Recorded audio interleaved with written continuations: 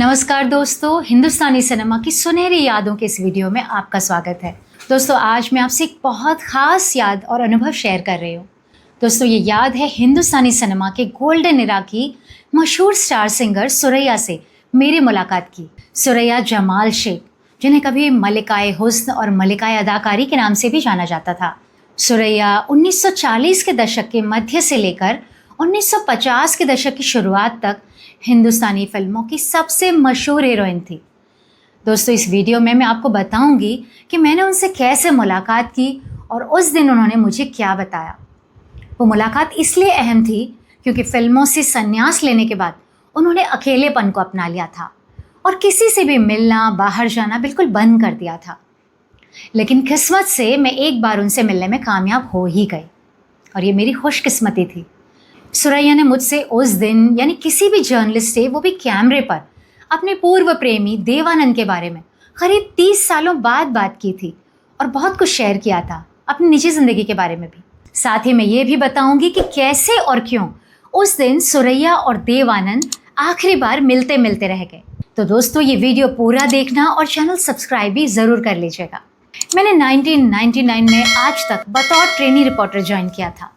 तब वो आधे घंटे का बुलेटिन डीडी मेट्रो पर आया करता था। फिर सन 2000 में उसका चैनल लॉन्च हुआ, यानी मैं भी बीते ज़माने की ही ऑलमोस्ट। मुझे हमेशा से बॉलीवुड की पुरानी एक्ट्रेसेस के बारे में बहुत दिलचस्पी थी। वो सबसे दूर अपनी दुनिया में रहती थीं और मैंने बचपन से उन्हें स्क्रीन पर देखा था। कई हीरोइंस तो काम छोड़ने के बाद लोगों से मिलना भी बंद कर चुकी थी और आत्मनिर्वासन यानी सेल्फ एक्साइल में थी। जिनका परिवार था वो उनके साथ थे, जैसे कि सुचित्रा सेन, वी शांताराम की पत्नी संध्या, जिनका ख्याल वी शांताराम की पहली पत्नी के बेटे किरण शांताराम रखते थे। नलिनी जयवंत थी जो चैम्बूर में रहती थी। नलिनी जयवंत जो अशोक कुमार की काफ़ी करीबी प्रेमिका कही जाती थी। कईयों के परिवार थे तो वो खुश थीं और सोशल लाइफ में एक्टिव थीं, जैसे हेलेन, निम्मी, वहीदा रहमान, वैजंती माला, शशिकला वगैरह। और आशा पारेख का तो फिल्म मेकर नासिर हुसैन से रिश्ता था। उन्होंने इसीलिए शादी नहीं की और नासिर हुसैन की पत्नी और परिवार ने भी उन्हें कई सालों में अपने परिवार के सदस्य की तरह अपना लिया था। लेकिन कई एक्ट्रेसेस ऐसी भी थीं और अभी भी हैं जो अकेलेपन को अपना चुकी थीं। उनमें से कई मुंबई में ही बिल्कुल ज़माने की नज़रों से छुप कर रहती थीं। उनसे मिलना बहुत मुश्किल था, बल्कि असंभव था, जैसे साधना, सुरैया, नंदा, माला सिन्हा वगैरह। मुझे हिंदी सिनेमा के ब्लैक एंड वाइट दौर के लिए हमेशा से एक बहुत क्रेज़ था। जब उस दौर की फिल्में देख के हमेशा ही मुझे लगता था कि काश मैंने 50 और 60 के दौर में फ़िल्म जर्नलिज़्म किया होता। काश मैं उस दौर में एक्टिव होती और उनसे मिल पाती, क्योंकि ब्लैक एंड वाइट सिनेमा का जादू ही कुछ और था। वो हिंदी सिनेमा और म्यूज़िक का गोल्डन एरा तो था ही, लेकिन क्या रोमांटिक दौर था दोस्तों। उस दौर की लव स्टोरीज़ भी कितनी रोमानी थी। असल में वो दौर ही रोमानी था, वो लोग ही अलग थे। दोस्तों, सबसे पहले बताती हूँ कि मेरी मुलाकात सुरैया से कब और कैसे हुई। मैं उनकी फ़िल्म अनमोल घड़ी और मिर्ज़ा गालिब से बहुत इम्प्रेस थी। उनकी एक्टिंग और आवाज़ दोनों से। उनकी स्क्रीन प्रेजेंस तो बहुत ही स्ट्रॉन्ग थी। तो जब मैं न्यूज़ में आई तो मुझे इनका इंटरव्यू करना ही था। मैं सुरैया के घर की लैंडलाइन पर अपने आज तक के ऑफिस से कई बार फ़ोन कर चुकी थी, लेकिन वो लाइन पर आती ही नहीं थी, बल्कि कोई फ़ोन ही नहीं उठाता था। वो साउथ मुंबई के सबसे महंगे इलाके मरीन ड्राइव में कृष्ण महल बिल्डिंग में ग्राउंड फ्लोर पर रहती थी। उनका फ्लैट था वहाँ। वही मुंबई में उनका पहला और आखिरी ठिकाना था। वो 1 साल की उम्र में अपनी माँ मुमताज़ शेख के साथ लाहौर से मुंबई आकर बस गई थी। उनके मामा अहमद ज़हूर उर्फ एम ज़हूर 30 के दशक के मशहूर विलन थे। मेरा आज तक का ऑफिस उनके घर से कुछ ही किलोमीटर की दूरी पर था, नरीमन पॉइंट के जॉली मेकर चैम्बर्स की बिल्डिंग में। पहले फिल्मों के लोग भी साउथ मुंबई में ही रहते थे। बहुत बाद में बॉलीवुड के लोग वेस्टर्न सबर्ब में शिफ्ट होने लगे थे। साउथ मुंबई में ही नरीमन पॉइंट पहले मुंबई के ऑफिसेस का हब था। ज़्यादातर बड़े मीडिया हाउसेस के ऑफिस भी वहीं थे, जैसे BBC, CNBC और प्रिंट मीडिया के बड़े न्यूज़पेपर्स जैसे इंडियन एक्सप्रेस के ऑफिस वगैरह। बाद में सब साउथ सेंट्रल मुंबई और सबर्ब में शिफ्ट हो गए। तो मैं अक्सर सुरैया से बात करने की कोशिश करती रहती थी। उनके घर उन दिनों सिर्फ एक पार्ट टाइम काम करने वाली नौकरानी और उनकी पुरानी फिल्म के प्रोड्यूसर के बेटे और बहू आते थे। यानी गिनती के 3-4 लोग ही आखिरी करीब 30-35 सालों में उनके घर आ जा सकते थे। और उनका एक लालची वकील भी था जो अक्सर घर आता था। जिन पुराने प्रोड्यूसर के परिवार का जिक्र मैंने किया, वो वही विद्या फिल्म के प्रोड्यूसर के बेटे बहू थे जिन्होंने सुरैया को देव आनंद से मिलवाया था और पहली फिल्म में साथ कास्ट किया था। यानी वो उनकी लव स्टोरी के लिए एक तरह से जिम्मेदार थे। वो मुलाकात भी बहुत मज़ेदार थी, वो मैं एक अगले वीडियो में आपको बताऊंगी। तो उनके बेटे बहू ने उस दिन मुझे उस मुलाकात के बारे में सुरैया के सामने ही बताया था। मैं उन बिछड़े हुए प्रेमियों की उस आखिरी मुलाकात की गवाह बनी, वो मुलाकात जो उस दिन हो न सकी। 1999 का वो दिन था जब देव आनंद को बॉलीवुड की एक संस्था दादा साहेब फाल्के एकेडमी ने सम्मानित करने के लिए बुलाया। कार्यक्रम मुंबई के गोरेगांव की फिल्म सिटी स्टूडियो में एक स्टेज पर रखा गया, एक स्टूडियो के पार्ट में रखा गया। देव साहब तो आप जानते हैं एकदम एनर्जेटिक इंसान थे, किसी नौजवान की तरह एक्टिव थे और वक्त के पाबंद भी थे। तो वो ठीक 11 बजे प्रोग्राम में आ गए। उनका बंगला आइरिस पार्क जुहू में था, जिसे उन्होंने 1950 में बनाया था और पिछले ही साल खबर आई कि उनके बेटे ने उसे एक बिल्डर को 400 करोड़ रुपए में बेच दिया और उसकी जगह 22 मंजिला टावर बनने वाला है। तो दोस्तों, देव साहब गोरेगांव की फिल्म सिटी के स्टूडियो में वक्त पर पहुंच गए। उसी कार्यक्रम में सुरैया को भी इन्वाइट किया गया था। इंडस्ट्री के बहुत पुराने लोग उस संस्था यानी दादा साहेब फाल्के एकेडमी से जुड़े हुए हैं, इसलिए कोई उनके बुलावे को अस्वीकार नहीं करता, सभी आते हैं। लेकिन उनका इवेंट कमर्शियल टाइप का नहीं होता, तो ना कोई पोस्टरबाजी, ना अनाउंसमेंट, इस तरह का कुछ नहीं होता। बस मीडिया को बता देते हैं, मीडिया आया तो ठीक है, नहीं आया तो ठीक है। तो उस दिन सब कुछ ठीक रहता तो वो सुरैया और देव आनंद की 10 सालों बाद मुलाकात होती और शायद आखिरी भी, लेकिन वो हो न सका। इसकी वजह थी कि सुरैया दक्षिण मुंबई के अपने घर से निकली सुबह करीब 9 बजे और कार्यक्रम का वक्त था 11 बजे। अब कैसे पहुंचती? पहले तो वर्ली बांद्रा का सीलिंग भी नहीं था जो उनकी दूरी को कम कर सकता, और सुबह के वक्त मुंबई में ट्रैफिक बहुत ज़्यादा होता है। उस दिन स्टेज पर देव साहब का सम्मान हुआ, उन्होंने एक छोटी सी स्पीच भी दी और कई संस्था के सदस्यों ने बात की। बहुत ही टचिंग एनवायरनमेंट था। जब इवेंट ख़त्म हो गया तो बाहर मैंने देव साहब का इंटरव्यू किया, बाकी मीडिया भी था, सभी ने साउंड बाइट ली और मैंने ऑफ रिकॉर्ड भी देव साहब से काफ़ी सारी बातें की। तो देव साहब चले गए, करीब 1:30 बज गया था। इवेंट ख़त्म हो गया था तो मीडिया के ज़्यादातर लोग खाना खा के निकल गए। मैं आखिर तक कुछ और ढूंढती रहती थी। मेरी कोशिश रहती थी कि न्यूज़ स्टोरी को और बेहतर कैसे बनाया जाए। फिर भी मैंने सोचा कि चलो देर हो गई है, मैं थोड़ा सा लंच कर लेती हूँ, और मेरी टीम भी लंच कर रही थी कि तभी मैंने देखा स्टूडियो के दरवाजे से सामने दूर से 2 उम्रदराज लेकिन बेहद आकर्षक महिलाएं कुछ लोगों के साथ एंटर हुई हैं। वो बहुत खूबसूरती से सजी धजी थीं, अच्छा मेकअप था, उनके बालों में पुराने फैशन की एथनिक हेयर क्लिप्स थीं जिसमें घुंघरू चढ़े हुए थे, लटक रहे थे घुंघरू, और वो पंजाबी सलवार सूट में थी। मैंने सोचा कि ये कोई अलग ही लोग हैं, आम लोग तो नहीं हैं। मैंने सबसे पूछा कि भाई ये कौन है, कौन है? तो आसपास के लोगों ने कहा कि पता नहीं, होंगे कोई, लेकिन मैं नहीं मानी। मैं उनके पास गई तो किसी ने कहा कि ये कामिनी कौशल हैं। मैंने कहा उन्हें तो मैं जानती हूँ, पहचान सकती हूँ, लेकिन उनके साथ वाली कौन है? वो महिला मरून लिपस्टिक में करीब 65-70 की उम्र की थी और बहुत खूबसूरत लग रही थी उस उम्र में भी। कहते हैं ना कि खंडर बता रहे हैं, इमारत बुलंद थी, तो वही आलम था उनकी खूबसूरती का। आखिर मैंने उनके साथ वाले शख्स से ही जाके पूछ लिया कि ये मैडम कौन है। तो उन जनाब ने जवाब दिया, अरे ये सुरैया जी हैं, पहचाना नहीं? सुनते ही मेरी आंखें तो चमक गई। मैं कब से उनसे मिलने की कोशिश कर रही थी। मैं भाग के अपने कैमरामैन के पास गई और कहा कि खाना छोड़ो, आओ जल्दी से माइक और कैमरा लगाओ, सुरैया जी आई हैं। उन्होंने ऐसा चेहरा बनाया कि पता नहीं कौन आई हैं। मैंने कैमरा ऑन करा दिया और आज तक का माइक उनके सामने लगा दिया। उस दिन बहुत अच्छे मूड में थीं, वो बहुत हंसमुख थीं और बीते ज़माने की कोई दर्द, कोई दुख, उदासी उनके चेहरे पर मुझे नज़र नहीं आई। उन्हें अपनी ज़िंदगी में उस वक्त की ट्रेजेडी का भी अंदाज़ा नहीं था कि आज उनके साथ कितनी बड़ी ट्रेजेडी हो गई है कि देव साहब जो उनके एक्स लवर थे वो काफ़ी वक्त पहले ही निकल चुके हैं, उनसे मिलते मिलते रह गए हैं। वो उनकी आंखें वहाँ उन्हें ही ढूंढ रही थी क्योंकि उन्हें बताया गया था कि वो आने वाले हैं, लेकिन वो खुद ट्रैफिक में फंसने के कारण बहुत देर से पहुँची थी। वो बोली, सालों बाद हम सब अब आ रहे हैं तो पता ही नहीं चला कि इतनी ट्रैफिक होगी और हम लेट हो जाएंगे। उन्हें उनके साथ के शख्स ने बताया कि देव साहब तो जा चुके हैं। ये बात सुन के सुरैया का चेहरा ज़रा सा उदास हो गया, लेकिन अगले ही पल मैंने कैमरा ऑन कर दिया। उन्होंने उदासी को एक तरफ किया और बात करने लगी। मैंने पूछा कि सुरैया जी, आप देव साहब की एक्टिंग के बारे में क्या सोचती हैं?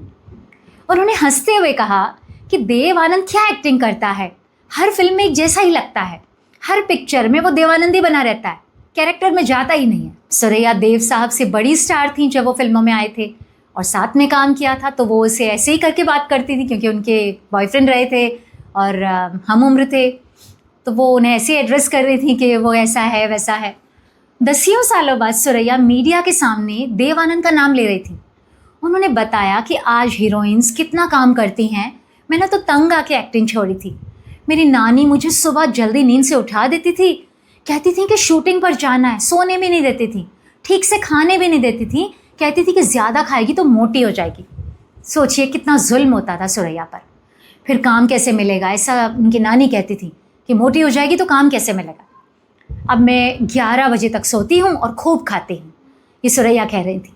उन्होंने कहा कि जब मन करता है तो कभी कभी मैं बुर्का पहन के चौपाटी पर चली जाती हूँ और पानी पूरी और भेल भी खा लेती हूँ। उस वक्त उन्होंने ज़रा सी बात की थी, लेकिन वो नायाब थी, अनमोल थी। आज तक के एडिटर ने उसे बुलेटिन की हेडलाइन बनाया, यानी उस इंटरव्यू को हेडलाइन बनाया। और जब रात में 10 बजे डीडी मेट्रो पर आज तक के बुलेटिन में उनका इंटरव्यू चला, तो फिर बाकी चैनल्स और रिपोर्टर्स को बहुत डांट पड़ी क्योंकि हंगामा हो गया था। एडिटर्स ने अपने रिपोर्टर्स से पूछा कि सुरैया जी वहाँ आई थी और तुम्हें पता तक नहीं है। उस वक्त के यंग रिपोर्टर्स को तब भी उसका महत्व नहीं समझ में आया था। वो बोले, इसमें कौन सी बड़ी बात है। दोस्तों, मेरे आज तक के चैनल में भी कुछ लड़कियों ने दिल्ली हेड ऑफिस से कहा कि ऐसी कौन सी बड़ी खबर थी जो हेडलाइन बनाई गई। सोचो, इस तरह के लोग मीडिया में होते हैं। उस दिन प्रोग्राम के बाद सुरैया फिर से वापस मरीन लाइंस के अपने फ्लैट यानी कृष्ण महल बिल्डिंग के फ्लैट में लौट गई। अपने आखिरी करीब 40-45 सालों में वो किसी से मिलती थी तो वो था उनका वकील धीमान ठक्कर, उसकी बेटी, उसकी पार्ट टाइम काम करने वाली नौकरानी और विद्या फिल्म के प्रोड्यूसर के बेटे और बहू।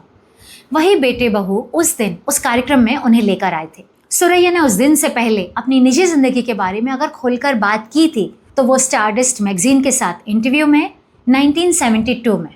सुरैया ने कैमरा ऑफ होने के बाद मुझे उस दिन अपने favourite Hollywood star Gregory pack से अपनी मुलाकात के बारे में भी बताया था, जो मैं आपको बता रही हूँ। 1952 में भारत में पहला इंटरनेशनल फिल्म फेस्टिवल हुआ था, वो बॉम्बे में हुआ था। उसमें सुरैया की मुलाकात हॉलीवुड के डायरेक्टर फ्रैंक कापरा से हुई थी। सुरैया ने अपने एक फ़ोटो पर साइन करके कापरा को दे दिया और कहा कि ये आप ग्रेगरी पैक तक पहुंचा देना, वो मेरे फेवरेट हॉलीवुड स्टार है। बात भी उन तक पहुंच गई।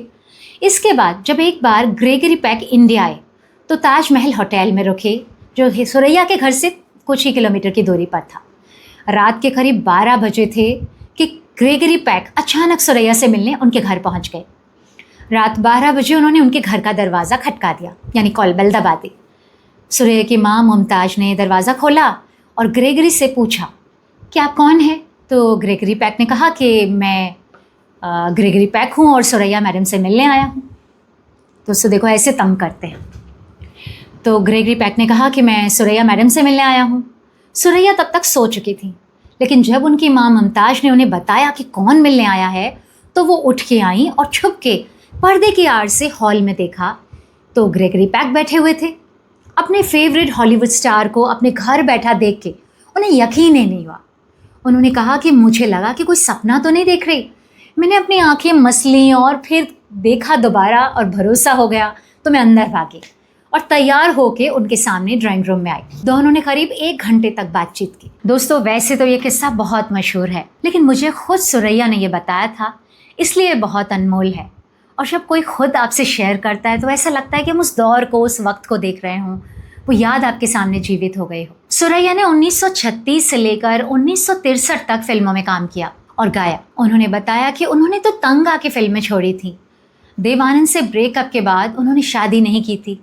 आखिरी सालों में वो हाइपोग्लाइसेमिया जैसी कई गंभीर बीमारियों से पीड़ित थी। उन्हें कैंसर हो गया था और उनके प्रोड्यूसर के बेटे ने मुझसे कहा था कि जब उन्होंने सुरैया को हॉस्पिटल में आखिरी वक्त में देखा तो कीमोथेरेपी से उनके पूरे बाल गिर चुके थे और उनकी हालत बहुत ख़राब थी और वो बहुत तकलीफ़ में थी। इस पर उनके शुभचिंतक उस प्रोड्यूसर के बेटे ने कहा कि मैंने भगवान से दुआ की कि इन्हें उठा ले, इन्हें इस हालत में नहीं देखा जाता, इन्हें और तकलीफ़ मत दे। 31 जनवरी 2004 में सुरैया की मौत हो गई। और उन्हें मरीन लाइंस के बड़ा कब्रिस्तान में दफनाया गया। परवीन बॉबी की मौत के बाद महेश भट्ट ने मुझसे एक बार कहा था कि फिल्म इंडस्ट्री में एक बार लाइट्स, कैमरा, एक्शन बंद हुआ तो सब अंधेरा छा जाता है, सब अंधकार में डूब जाता है, लोग आपको भूल जाते हैं। ऐसा ही होता है। लेकिन दोस्तों, मैंने देखा है कि कुछ इमोशनल लोग हैं इस इंडस्ट्री में। सुरैया के कफन दफन के लिए पूरे बॉलीवुड में से सिर्फ एक इंसान पहुंचा और वो थे धर्मेंद्र। धर्मेंद्र वो अकेले स्टार थे जो लोनावला के अपने फार्म हाउस से घंटों का सफर करके दक्षिण मुंबई में सुरैया के फ्यूनरल को अटेंड करने पहुंचे थे। धर्म जी सुरैया को तब से पसंद करते थे जब वो एक्टर भी नहीं बने थे। उनका बहुत स्ट्रॉन्ग क्रश थी सुरैया। वो बताते हैं कि वो अपने गांव से उस दौर में भी मीलों चल के सुरैया की फिल्म देखने जाते थे। सिर्फ सुरैया के लिए उन्होंने उनकी फिल्म दिल लगी, जो 1949 में रिलीज हुई थी, 1 या 2 बार या 10 बार नहीं बल्कि 40 से भी ज़्यादा बार देखी थी। अब आप अंदाज़ा लगा लीजिए उनकी दीवानगी का। धर्मेंद्र ने सोच लिया था कि अगर वो कभी एक्टर बने तो सुरैया से ज़रूर मिलेंगे, और मिले। उनका कहना है कि मैंने सुरैया जैसी खूबसूरत कोई दूसरी महिला नहीं देखी। वो धर्मेंद्र कह रहे हैं जो ड्रीम गर्ल हेमा मालिनी के पति हैं। वो बहुत ही जज्बाती इंसान हैं, पुराने दोस्तों को याद करके रोने लगते हैं। दोस्तों, ये लाइकिंग सिर्फ एक तरफा नहीं थी। एक बार सुरैया से पूछा गया कि उनके फेवरेट फ़ैन कौन है, तो उन्होंने धर्मेंद्र का नाम लिया था। उन्होंने कहा था, Dharmendra, I am his fan to.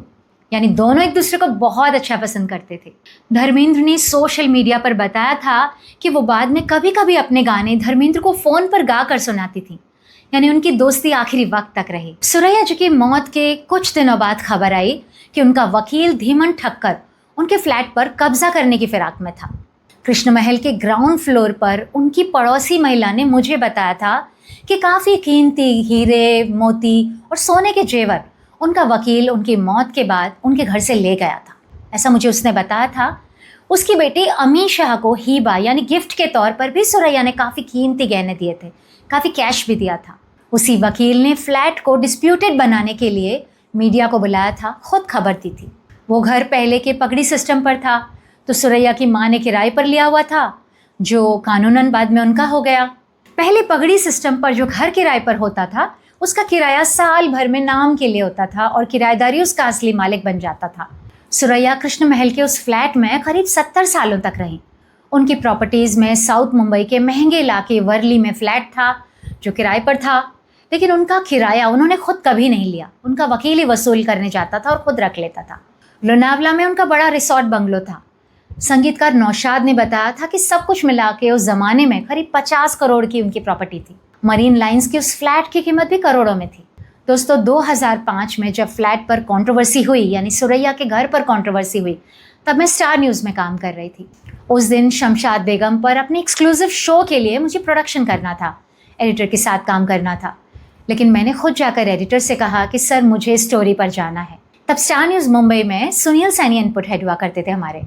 तो उन्होंने कहा कि मैं चाहता था कि कोई दिल से स्टोरी को कवर करे, लेकिन तुम तो बिजी हो। मैंने कहा कि सर, मैं रात में रुक के दूसरा शो एडिट करा लूँगी, लेकिन अभी मुझे सुरैया जी के घर जाना है। मेरे एक सीनियर जर्नलिस्ट ने उस वक्त मुझे दूर से ताना देते हुए कहा कि जाओ जाओ, बीते ज़माने की हीरोइंस के लिए बीते ज़माने की आम्रपाली। उस दिन सुरैया के घर पर जाने वाली मैं दूसरी पत्रकार थी। पहले वाला एनडीटीवी का एक रिपोर्टर था। उनके ड्राइंग रूम की दीवार का शॉट लेके निकल गया। उसे इतनी दिलचस्पी भी नहीं थी और वकील ने करने भी नहीं दिया। उनके ड्राइंग रूम, जिसमें करीब 40 साल बाद कोई बाहर का इंसान घुस रहा था, उसमें सामने दीवार पर उनकी बड़ी सी तस्वीर लगी हुई थी, जैसे दीवार पर पेंट की गई हो। शोकेस में उनका जापानी घुड़ियों का खूबसूरत सा कलेक्शन रखा था। पुराने वक्त की क्रिस्टल की लाइट्स थीं और ऊपर एक झूमर था, शैंडलियर था। उस घर में पुराना वक्त जैसे रुक सा गया था।